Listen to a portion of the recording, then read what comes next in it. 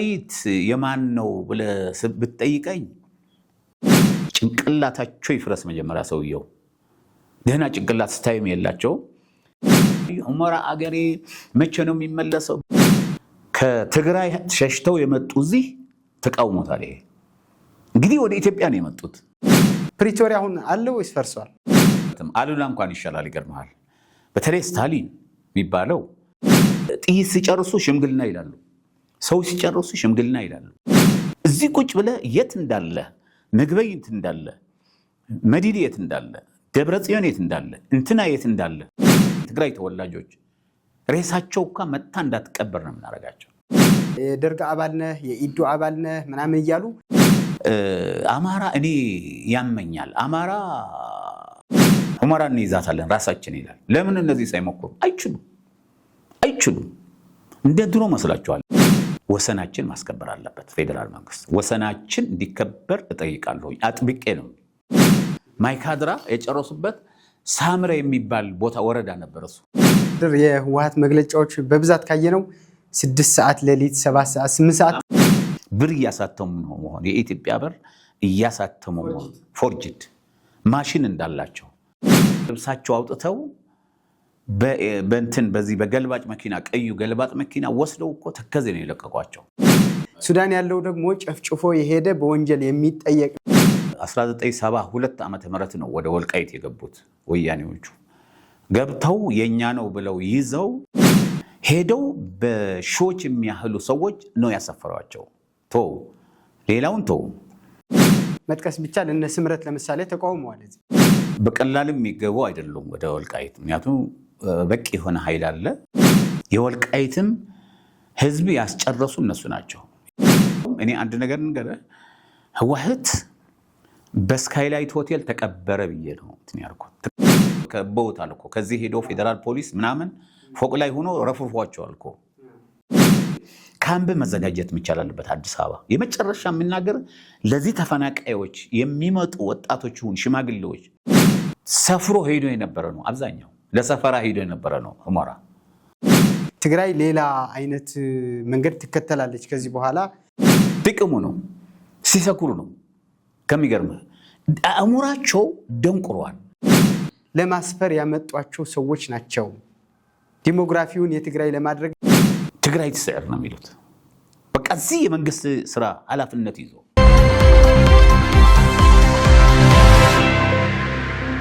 ጠቅላይ ሚኒስትር ዶክተር አብይ አህመድ በፓርላማ እንዳውም ለወልቃይት ጠገዴ በጀት መከልከላችን ተገቢም አይደለም ብለው እንደውም የተናገሩበት ነበር ትክክል ነው ምናልባት የሚይዝ ህግ ይኖራል በህገ መንግስቱ ላይ ምናልባት ያለ አሁንም ጥሩ አሳላልፎ ነበረ ምርጫ ቦርድና ፌደሬሽን ምክር ቤት በዛ ሆነው ይመረጡና ከዛ ይታይ ብሎ ነበር በራያም በወልቃይትም አሁን እያቸው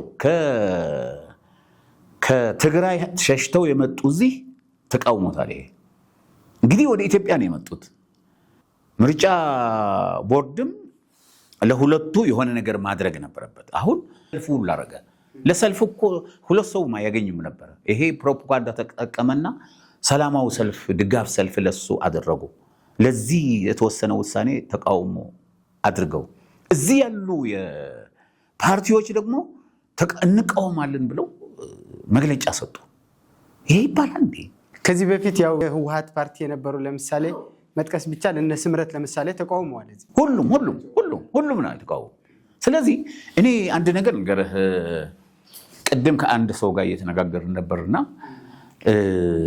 ምን አለ መሰለህ አንተ አልጠየቀኝም የጠየቀኝ ምን እንዳለ ታውቃለህ አንተ እዚህ ያሉ አንተ ትገናኛለህ ወይ ከዛ ሸሽተው የመጡት እዚህ ግን ባለፈው ራሱ የሆነ ስብሰባ ላይ ሀገራው ምክክር ላይ ምን አለ አንዱ እንዴ ሸሽተው መጥተው እኮ እዚህ ይፎክራሉ አለ እንዲያውም አንድ ጀነራል ነው የተናገረው እና እዚህ ይፎክራሉ አለ ይፎክራሉ እዚህ መጥተው ልክ እንደ ጀብድ አድርገው እንደመጡ ይፈሸው መምጣታቸው ለኢትዮጵያ ደስ ይለናል እውነቴን ነው ግን አሁን ከመንግስት አገራቸውን የመጡት ኢትዮጵያን የመጡት ትግራይን ኢትዮጵያንስ ዚም ኢትዮጵያን ግን እዛ ባለ ጠመንጃ ስለተነሱባቸው ወደዚህ መጡ አሁን እዛ ያየሁት ደግሞ ምክክር ኮሚሽን ላይ እኔ ለውጥ የሚባል አለ አይጠሩኝም፣ እኔም አልሄድም። ሌላም ስብሰባ ያደርጋሉ አልሄድም። በቅድም ግን የምክክር ኮሚሽን ጉዳይ ስለሆነ ሄድኩ። ምን እያየሁ ነበር መሰለ? ከትግራይ የመጡ ፓርቲዎች ፊት ቦታ ይሄ የክብር እንግዳ አለ እኛ ነው ምን ይዘው ይሄ ተይዘዋል ብለው ከብዙ ሰዎች የተጣሉ ነበር። እዚህም እዛም በወንበር ነው። እዚህ ደግሞ የዛሬ 5 ወር 4 ወር ግን ትግራይ ውስጥ ሆኖ ከቲፒኤልኤፍ ስር የነበሩ ሰዎች ምን ማለት ነው? የትግራይ ህዝብም የኢትዮጵያ ህዝብ የጨረሱ እኮ ናቸው። እኛም እኮ ስንገባ ከዚህ መከላከያ ሰራዊታችን እኮ ሲገባ እኮ ብዙ መስዋዕትነት ከፍሎ ነው። እዛ ሐራ መሬት ያሉ በረሃ ያሉ ልጆች ደግሞ የሚናገሩት ሰማለህ። በእኛ ስም ገንዘብ እየተበላ ነው ወጣቶቹ፣ እኛ ቦታም አላገኘንም እያሉ ነው። ምንድን ነው? ወንበር ለማግኘት ነው? በስብሰባ ላይ ፊት ለመቀመጥ ነው እዚህ የሚመጡት? አሁን እዚህ የነበር ነው የምንታገለው። ታውቃለህ አንተ እኔ 8 ዓመት ዶክተር አብይ ከጀመሩባት ለውጥ ከመጣች ጀምሮ ከዛ በፊት እያሰሩኝ እየገረፉኝ ስለነበረ በዛን ቀን ጀምሮ ለውጡ ምንም ፍንክች ሳልል ነው እስካሁን። ታውቀኛለህ አንተ ዓመታት እንኳን ታውቃለህ።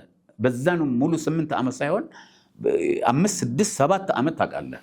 ስለዚህ እኛ እንኳን አይጦርን ይገርምሃል። እዚህ የነበሩ ምናምን አንዱ ምን አለ መሰለህ ምክክር ኮሚሽን ባለፈው አንደኛ ባንዳ አለ እኛንን አለ ከኛ ጋር ያለ ነው። ሁለተኛ ባንዳ አሁን የመጡ ከመቀሌ ሸሽተው ነው አለ። ሶስተኛ ባንዳ እነ ጀነራል ታደሰ ወረደ ናቸው አለ። ህዝብ ሺህ ሰው የነበረበት። ስለዚህ እዚህ ያሉ የመጡ ሰዎች የልዕልና የገንዘብ የምቾት ነገር ነው የሚሰማቸው እንጂ የትግል አይነት አይደለም የሚሰማቸው። አጠቃላይ አሁን በትግራይ ጉዳይ ምናልባት ህወሓት የሚያወጣውን መግለጫ ተከትለው ከዛ አባዜ ያልወጡ ፓርቲዎች ራሱ በዛ አይነት ምሳሌ በዛ አይነት ተቀጥቅጠው የተሰሩ እስኪመስል ድረስ ግለሰቦቹም ፓርቲዎቹም በህወሓት ቦይ የመፍሰስ ሁኔታ አለ ማለት ነው። እሱ ነው እኔ አሁን እየገረመኝ ያለው። እንደ ኢትዮጵያዊ እንደ ኢሮብ ተወላጅ ኢሮብ ነው የተወለድኩት። እንደ ኢትዮጵያዊ እያየሁት ያለው ሁኔታ ጥሩ አይደለም። አንደኛ ከትግራይ እየፈለሱ ያሉ ወጣቶች እነሱ ይልኳቸው ነው የራሳቸው ነው እየመጡ ያሉት ነው አንዱ። እዚህ የመጡ ሰዎች ሌሎችም የፓርቲዎች ምናምን በላቸው እዚህ ያቋቋሙትን በላቸው ሲናገሩት እኮ እድም እንዳልከው ህወሓት ያለው ነው። ባለፈው አልቀበለውም ብሎ ይሄ ውሳኔ ብሎ የወልቃይት ጠገዴ የምርጫ ሁኔታ ሲቃወም ሁሉም የተቃወሙ ከነሱ ጋር የሆኑት ከሚገርም እሱ ያስተላለፈው መግለጫ ነው የሰጡት። እንዴ እዚህ ሆነው መንግስት ውስጥ ሆነው ስልጣን ተሰጥቷቸው ምን ተደርጎ እንዴት ነው እንደ የሚሆነው? አቋማቸው መለወጥ አለባቸው እኮ። የነበረው የህወሓት አቋምና አሁን ያለው የፌደራል መንግስት ሀገራው መንግስት ደሞዝ እኮ እየከፈላቸው ነው ያለው። ተመድቧል እኮ በየቦታው። እንዴ እነሱ ብቻ አይደለም እዚህ የነበሩ ስልጣን ያሉ የመንግስት ኃላፊዎች ነበሩ፣ ሚዲያ ውስጥ ያሉ። ከሚገርም ሚዲያ ታውቃለህ አንተ በትግርኛ ስትሰራ ነበር አለ ቴሌቪዥን ላይ ስትሰራ እኮ እንዳታቀርበው ሙዝ የሚል ከላይ ተሰጥቷል እኮ ትዕዛዝ። አሁንም እንደዚህ ነው እያሉ ያሉት። አሁን የመጡት ደግሞ አሁን ከትግራይ መጥተው እውነተኛ ከመጡ ከነሱ ካልተላኩ በስተቀር ካምፕ መግባት አለባቸው። ካምፕ ነው መስፈር ያለበት። ካምፕ መጣሊያ ካምፕ፣ የስደተኛ ካምፕ። እንደ ስደተኛ ኢትዮጵያውያን ናቸው ግን የሚያርፉበት ካምፕ መስረት አለበት። እኔ ብዙ ጊዜ ተናግሬያለሁ። አንደኛ ለድህነታችን፣ ለኢትዮጵያ ድህነት፣ ለአዲስ አበባ ድህነት እዚህ እኮ መርዝም ይዘው መጥተው ሊሆናል እኮ አብዛኞቹ ሁሉ አይደለም ማለት አይደለም። የተወሰኑ ሰዎች ከነሱ የተላኩ ናቸው። ለምሳሌ እዛ ሐራ መሬት ብለው ሄዶ ጋዜጠኞች ታውቃለህ፣ ሸዊት የሚባል ብዙ እሱ የሚሰድብ የነበረው የሐራ መሬት ተወካይ የነበረው ሄዶ እነሱ ጋር ነው እያደረገ ያለው። እሱ የሚናገረው ከነሳሊን ጋር ከምን ጋር እነሱ ጋር ሄዶ ይቅርታ አድርጉልኝ ብሎ እነሱ ጋር ነው ያለው። ስለዚህ እነሱ ነበረ ማለት ነው ወደ ሐራ መሬት ሄደው። ሁለተኛ ተመስገን ዳዊት የሚባል በጣም ነው የሚናገር የነበረው፣ ሲለፋለፍ ሌላ ነው። ህወሓት ሲኦል ነው፣ ህወሓት እሳት ነው፣ ህወሓት ሰይጣን ነው እያለ የነበረው ሄዶ እንደገና ተገልብጦ አንድ ቀን እንኳን ተኝቶ ሳያድር ተገልብጦ ኢትዮጵያን መንግስት እያጠለሸ ነው ያለው። እነዛ ከሱ ጋር የነበሩ አመት አካባቢ የነበሩ ታጋዮች እነዚህ ሐሪያ መሬት ያሉ ሰላም ሰራዊት የሚባሉ እነሱ ተመልሶ እያጠለሸ ነው ያለው። ከሚገርም ብዙዎች ናቸው።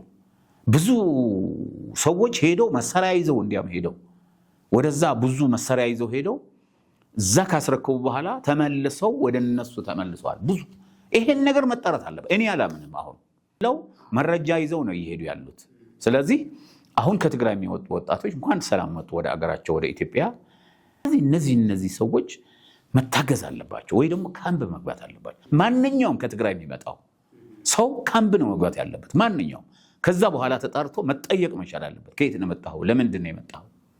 ችግሯቸው የሚመጡ ማለት የመጡበት ምክንያት ተብሎ በየተለያየ ቦታ የሚነገረው ህወሓት በቂ የሚባል የጦርነት ዝግጅት አድርጎ ተመልሶ ከኢትዮጵያም ጦርነት ከፍተው ወጣቶቹ ደግሞ አስገድዶ ያው ከዚህ ቀደም አስገድዶ ወደ አውደ ውጊያ ያወርዳቸው ስለነበረ ከዛ ሽሽት ነው ወደ መሀል ሀገር እየሄዱ ያሉ፣ ወደ ሌላም አካባቢ እየሄዱ ያሉ። አሁን ትግራይ በከፍተኛ ደረጃ ወደ አረብ ሀገርም ወደ ተለያየ ወጣቱ እየፈለሰ ነው ያለው። ትክክል ነህ። ግን ይሄ ብቻ ነው ወይ? እርግጥ ነው አብዛኛዎቹ ጦርነት ሽሽት ሊሆን ይችላል፣ ረሃብ ሽሽት ሊሆን ይችላል፣ 2 ዓመት የነበረው ችግር እንዳያዩ ሊሆን ይችላል። ይሄ ቀበለዋለሁ። የትግራይ ወጣቶች በእውነት ወጣትነት በተለይ አስቸጋሪ ነው። እውነቴን ነው። ወጣትነት መስራት ሲገባ መማር ሲገባው መስራት ማልማት ሲገባው ወደ ጦርነት ማስገባት ጥሩ አይደለም። ይሄ እኔ ጦርነት በመሰረቱ አወግዛለሁኝ፣ በጣም ነው የማወግዘው። ግን እዚህ የሚመጡ ደግሞ እንኳን ደህና መጣችሁ ብለን ተቀብሎ ፌዴራል መንግስት ወደ ካምፕ ያስገባል። ለምን መጣህ ብሎ እንኳን መጠየቅ መቻል አለበት። አሁን እኮ ወደ 22 ይሄዳል፣ ወደ ሽሮ ሜዳ ይሄዳል፣ እየጨፈረ ያድራል። አውጥቶ እንትን የሚያደርገው የነሱ ጨርቃለች ባንዲራ የሚሏት የቻይና የምትመስል ኪሱ ውስጥ ተጠቅልላ ነው የምትገባው። ማታ ሲጨፍሩ የሚያድሩት ይጨፍሩ፣ ችግር የለም። ግን በጤንነት ነው ወይ? ተፈናቅለው ፈርተው የመጡ ህወሓትን ጥላቻ ጠልተው የመጡ እኮ ማዕት አሉ፣ ይታወቃሉ። እንደዛ ደግሞ እነሱ ልኳቸው የመጡ ሰዎች ደግሞ አሉ ነው እሱ መጣራት አለበት። መጣራት። ስለዚህ ካምቡ እዛ ሆነ መርማር ታደርጋለህ። ሲገቡ መርማር አድርገህ ጠያቂ አድርገህ ቃሉ ተቀብለ ስልክ ቁጥሩ ተቀብለ ከየት እንደመጣ ተቀብለ ታጣራለህ። እኛ እናጣራለን። እዛ እንዴት መጣ የማን ነበረ ብለን ደግሞ እየደወልን እዛው ያሉ ቤተሰቦቻችንና የእኛ ሰዎች ማጣራት እንችላለን። ስለዚህ ካምፕ መዘጋጀት መቻል አለበት። አዲስ አበባ የመጨረሻ የምናገር ለዚህ ተፈናቃዮች የሚመጡ ወጣቶች ይሁን ሽማግሌዎች ካምፕ መዘጋጀት መቻል አለበት። አገራቸው ሆነ ግን የህወሓት ሴራ ይዘው የሚመጡ ደግሞ አሉ። ሁለተኛ የምነግርህ ደግሞ እዚህ ያሉ መንግስት ሰራተኛ ሆነው ስልጣን ይዘው የትግራይ ተወላጅ እዚህ ከቀበሌ ጀምሮ እስከ ሚኒስትር ያሉ ሰዎች እነዚህ ማጣራት ማድረግ መቻል አለበት። ሁሉ ሞባይላቸው መታየት መቻል አለበት። ምክንያቱም የማውቀው ነገር ስላለ ምንድነው የምታውቀው ብትለኝ ትግራይ ትስዕር ነው የሚሉት። በቃ እዚህ የመንግስት ስራ ኃላፊነት ይዞ ሁሉ ማለት አይደለም፣ የተወሰኑ ሰዎች እንደዛ ናቸው። ስለዚህ ይሄ እንደመሆኑ መጠን መንግስት መጠንቀቅ መቻል አለበት።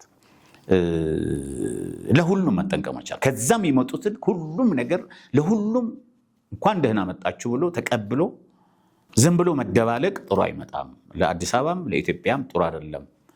ስለዚህ በሱሉልታ አካባቢ ካምፕ ልታደርግ ትችላለህ፣ በእንጦጦ አካባቢ ማድረግ ትችላለህ፣ ሌላ ቦታ ማድረግ ትችላለህ። ሌላ አምባሳደር ከዚህ ጋር ተያይዞ ጦርነቱ አሁን በጣም አንዣቧል ማይቀርለት ተብሎ እንደውም በሰሞኑን ዶክተር አብርሃም ተከስተ የሚባል የትግራይ የቲፒኤልኤፍ ማዕከላዊ ኮሚቴ ትግራይ ሌላ አይነት መንገድ ትከተላለች ከዚህ በኋላ እያስታመመች ምን እያለች የምትሄድበት ሁኔታ የለም፣ እኛ ከሚመስሉ አካላት ጋር ጦርነቱ አይቀሬ ነው እንጀምራለን የሚል በይፋ ተናግሯል። እና ይህንን ተከትሎ የትግራይ ህዝብ ደግሞ ጦርነት አይፈልግም፣ ሰላም ነው የሚፈልገው። አሁን መልሶ ጦርነት ህወሓት ወደ ጦርነት ቢገባ ከኢትዮጵያ መንግስት የትግራይ ህዝብ ይህንን ጦርነት የመሸከም አቅም አለው? የለውም። ለምን መሰለ የሌለው?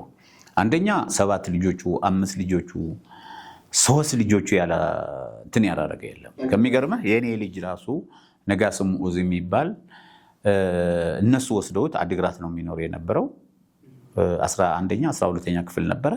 ወስደውት ተሰባብሮ ሸዋሮቢት እንደደረሰ ያናገረኝ ነበር። የመጀመሪያም ልጄ ነው። ከዛ በኋላ ስልኩ ስደውል አደራ ጸሎት አድርግልኝ ብሎ ነበር። ከዛ ጓደኛው ሲያነሳ ስልኩ ነጋስ እኮ በህይወት የለም አለኝ። ከዛ በኋላ በአመቱ አካባቢ ደወለልኝ። ራሱ ደውለው በክራንች ነው የሚሄደው። የት ነበርክ ስለው ዋሻ ውስጥ ነበርኩ እየታከምኩ በቃ ተሰባብሬ ሰውነቴ አልቆ ምናምን አለኝ። ከዛ በኋላ የሚተካ ነገር ምናምን አድርገን በቅድም መጥተው ትሄዳለህ አሉት። ክራንች አንዱ ክራንች እኮ አልለቀቀውም ይገርባል። ለዘመቻ ትሄዳለህ አሉት። በክራንች እየሄደ በጣም ነው የሚገርመህ። እና ትግራይ ይችለዋል ወይ? አይችለውም። አሁን እኮ አንድ ሴት በአድዋ አንድ ሴት ልጅ ሻምጥ ስለዋት እንኳን ልጄ በሚጥሚጣ አድርጌ እንጀራ አልሰጣችሁም። አምባሳደር በግድ ለምሳሌ የ1 ኪሎ በርበሬ ምን ያህል ኮሮንሾ ምን ያህል ምናምን ኢቭሪ አባወራና ማወራ ቤት እንደ ግዳጅ ተደርሷቸው ሲያሰባስቡ ነበር፣ ስኳር ሳይቀር። ትክክል ነው። እሱ ለነገርህ ነው። እና በሚጥሚጣ አልሰጣችሁም ነው ያለቻቸው። ልጆቻችን የት አሉ? አሁን ከሰማ በትግርኛ በቃ በጣም ነው እንትን የሚለው። አሁን ልጅህን አምጣ እየተባለ ነው ሰው። አንሰጥም። ይሰበስቧቸዋል። የታገሉ የቆሰሉ የተባረሩ ምናምን ወይ ደግሞ ወደ ቤታቸው የሄዱ አንመጣም እያሏቸው ነው ያሉ። የትግራይ ህዝብ አይሸከሙም ይሄ ጦርነት። ሁለተኛ እነሱም አይችሉም። እንገርህ ቅድም እኮ ነግሬሃለሁ። አሁን በቴክኖሎጂ ነው። በእግር ዳገት ወጥተህ ምናምን ቆፍራ አይደለም፣ በቴክኖሎጂ ነው የምትጨርሰው። ስለዚህ የትግራይ ህዝብ እንዲያውም ምን አይነት ህዝብ እንደሆነ በጣም ነው የሚገርመው። ልጁን ጨርሶ፣ ንብረቱን ጨርሶ፣ ፍየሉን ጨርሶ፣ ዶሮውን ጨርሶ በእነሱ፣ ከብቱን ጨርሶ በእነሱ በልተውታል እኮ። ሰው መብላት ብቻ ነው የቀራቸው እነዚህ ሰዎች። የድሮ ሰዎች ደግሞ ትላልቅ ሰዎች፣ ከኛ በላይ እድሜ ያሉ ሰዎች። ስለዚህ ምን ልል ፈልጌ ነው፣ የትግራይ ህዝብ ከእንግዲህ ጦርነት አይፈልግም፣ ወደ ጦርነትም እንዲገባ አይፈልግም። አሁን ብቻ ፌዴራል መንግስት፣ እኔ የሚለው ፌዴራል መንግስት፣ ምክንያቱም ሻዕቢያ እየጨፈረበት ያለው በዛላምበሳ፣ በባድመ፣ በመረብ፣ በኢሮብ ወሰናችን ማስከበር አለበት ፌዴራል መንግስት። ወሰናችን እንዲከበር እጠይቃለሁ፣ አጥብቄ ነው። ወሰናችን፣ የኢትዮጵያ ወሰን መከበር አለበት። ያ ነው እየጨፈሩበት ያለው የፈለገው። አንድ ጊዜ ከባለፈው ወር በፊት እኮ የካቲት አካባቢ የካቲት 80 መኪና ምናምን ነው ወደ ኤርትራ ሄደው መሳሪያ ሊያመጣ። ከዛ ጭኖ ሌሊት ነው የሚመጣው። አንድ ሹፌር በዚህ በኩል አለ፣ አንድ መሳሪያ የያዘ ሻዕቢያ አለ። ትግራይ ውስጥ በነበረ የወርቅ ንግድም ትልልቅ የሚባሉ የትግራይ ጀነራሎች በአስመራ አድርጎ ወርቁማ ተው፣ ሌላ አለ ትግራይ ውስጥ። ወርቅ እኮ እንደዚህ ምናምን አይደለም፣ እንደ ድንጋይ ነው የሚወጣው። 10 ኪሎ 20 ኪሎ በአንድ ዶዘር ምናምን ታወጣዋለህ። መጥፎ የሚባል ኬሚካልም እዛ እየተጠቀሙ ኬሚካሉ 300 ብር ይከፍሏቸዋል። ሴቶቹ ያጥባሉ፣ ምን ያደርጋሉ። እነሱ ደግሞ በሽታ በጆሯቸው፣ በአይናቸው፣ በአፋቸው፣ በአፍንጫቸው እየገባ እየሞቱ ነው ያለው። ስለዚህ ለባለስልጣን ተብሎ ነው ይሄ ጦርነት ነው፣ ለትግራይ ህዝብ ተብሎ አይደለም። ለጥቂት ባለስልጣኖች ተብሎ ጦርነት መካሄድ አይገባም። ሁልጊዜ የሚናገራት ነው ይሄ ለባለስልጣኖች ነው። የትግራይ የህወሓት መሳለል እኮ መውጫ እንጂ መውረጃ የላትም። ከወጡ ደብረጽዮን ምን ብለዋል መሰለህ? ምን ብለዋል መሰለህ?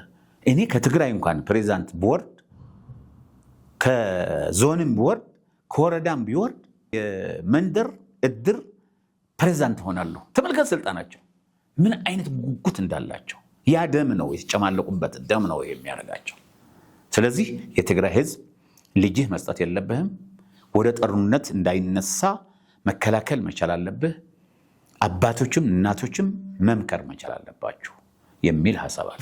በውጪ ሆኖ በተለይ ከዚህ ቀደም በነበረው ጦርነትም በጣም ሲያባብሱና በሰከረ በሚመስል መንገድ ሲጓዙ የነበሩ ውጪ ያሉ የትግራይ ዲያስፖራዎች የሚባሉ የተወሰኑትን አብዛኛው እንኳን ሰላማዊ ወይም ሰላም የሚፈልግ ቢሆን የተወሰኑትን ግን የህወሓት ቅጥረኛ አለ ይባላል።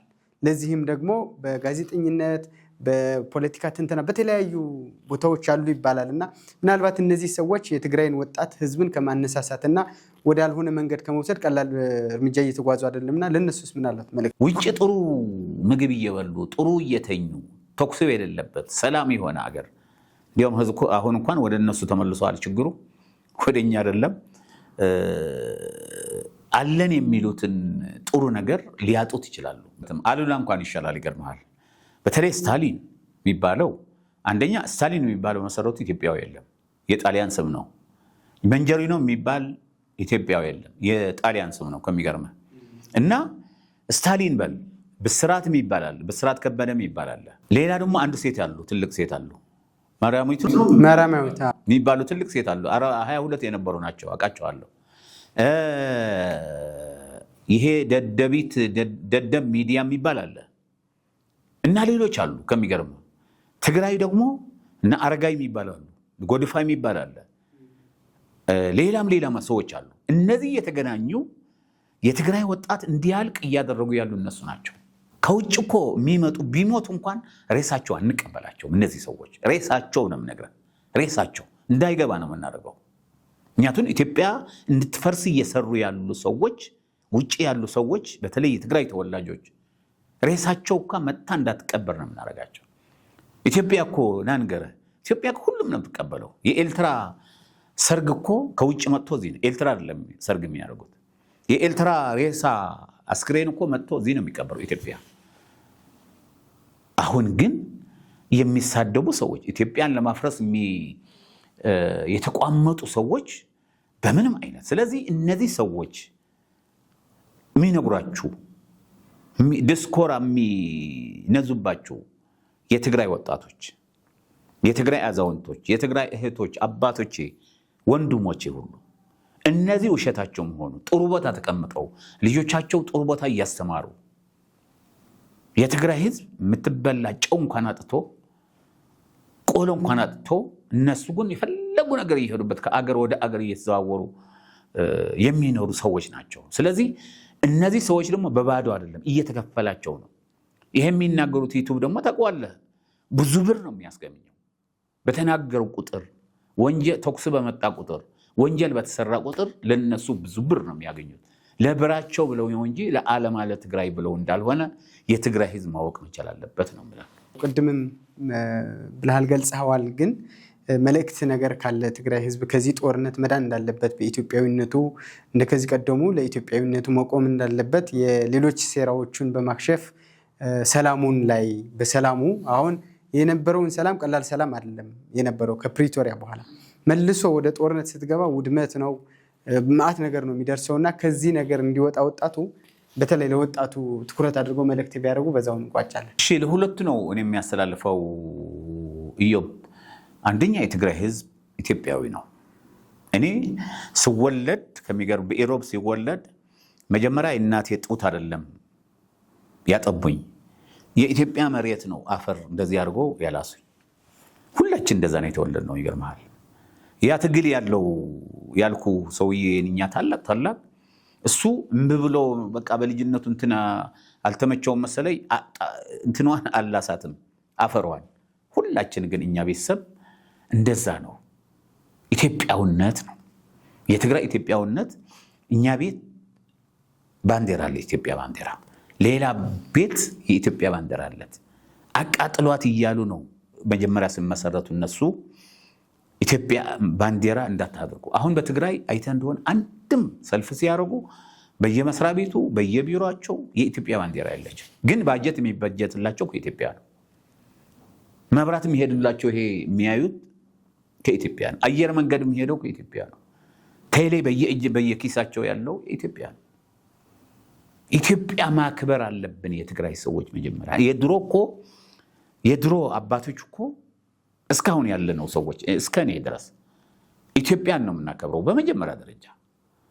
ከዛ በኋላ አካባቢህን ታከብራለህ፣ አካባቢህን ትገነባለህ፣ አካባቢህን ታለማለህ። እንጂ ከኢትዮጵያ ተጣልተው እነዚህ ሰዎች ግለሰቦች እንዳይጠየቁ የትግራይ ህዝብም ስለሚጠይቃቸው ነው ወደ ጦርነት አሁንም እያነሱ ያሉት እየቆሰቆሱ ያሉት። ነግሬሃለሁ እኮ ጠመንጃ ጥይት ሲጨርሱ ሰላም አሜሪካ ድነኝ ምናምን ይላሉ። ሲያገኝ ደግሞ ቆፍረው ከምንም ሲያወጡ ደግሞ ዘራ በቃ ወልቃይት ፌዴራል መንግስት እናፈርሳለን። እንትና አንድን ነገር ያ ስራ አስፈጻሚ ሰውዬ ዶክተር የተናገረው ዶክተር አብርሃም ተከስተ የተናገሩት ምን አሉ መሰለ? እሷን ጨርስልና ወደ እንትን ገባለሁኝ። ምን አሉ መሰለ? ይሄ ጦርነት አሉ በትግራይና በፌዴራል መንግስት ብቻ አይደለም በአፍሪካም ነው። ምስራቅ አፍሪካም ትፈርሳለች። መጀመሪያ ኢትዮጵያ ነው ትፈርሰው አሉ። ጭንቅላታቸው ይፍረስ መጀመሪያ ሰውየው ደህና ጭንቅላት ስታይም የላቸው ጭንቅላታቸው ይፍረስና ኢትዮጵያን የምትፈርሰው አሉ። ከዛ ግብጽ ትመጣለች፣ ሶማሌ ትመጣለች፣ ሌሎች አገሮች አረቦች ይመጣሉ አሉ።